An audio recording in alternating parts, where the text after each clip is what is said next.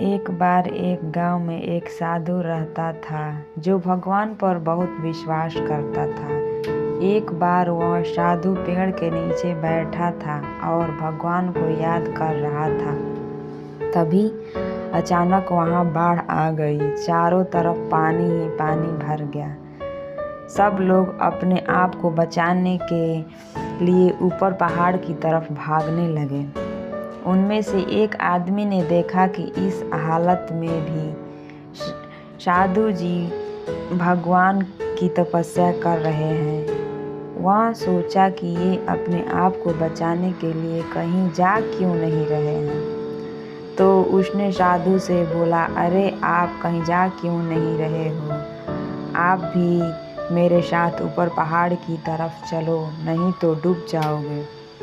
साधु बोले, अरे मुझे क्या होगा, मैं भगवान की इतनी तपस्या करता हूँ, मुझे कुछ नहीं हो सकता, मुझे भगवान अपने आप बचाएगा।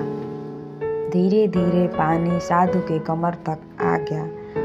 अब लोग वहाँ से नाव लेकर निकलने लगे। तो उनमें से एक आदमी ने साधु से कहा, अरे पानी आपके कमर तक आ गया है, आप हमारे साथ चलो, नहीं तो आप बाढ़ में डूब जाओगे। तो साधु ने कहा कि नहीं नहीं, भगवान मुझे अपने आप बचाएगा। और वह नाव वाला भी वहाँ से चला गया।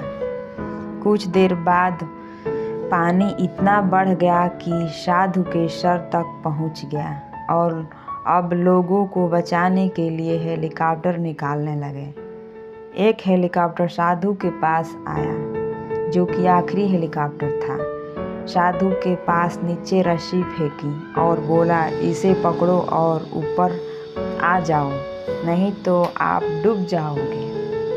यह आखिरी हेलीकॉप्टर है और आपके पास में दूसरा कोई रास्ता नहीं है।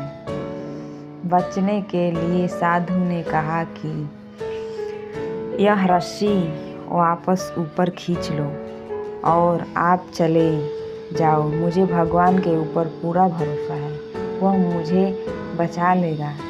पानी काफ़ी ऊपर आ गया, पेड़ डूब गया और साधु भी डूबने से मौत हो गई। मरने के बाद साधु भगवान के पास गया और बोला, हे भगवान, मैंने पूरी ज़िंदगी आपकी तपस्या की, मैंने अपना सारा जीवन आपकी आराधना करने में लगा दिया, फिर भी इतने भरोसे के साथ इंतज़ार किया था। आप मुझे बचाने आओगे, लेकिन वहाँ मेरी डूबकर मौत हो गई और आप नहीं आए, ऐसा क्यों? भगवान बोले, मूर्ख इंसान का एक नहीं 3 बार आया था। तो तीनों बार मैं ही तो था, पहला पैदल, दूसरा नाव के द्वारा और तीसरा हेलीकॉप्टर के द्वारा, लेकिन तू मेरा एक भी अवसर पहचान नहीं पाया। पता नहीं किसका इंतज़ार कर रहा था।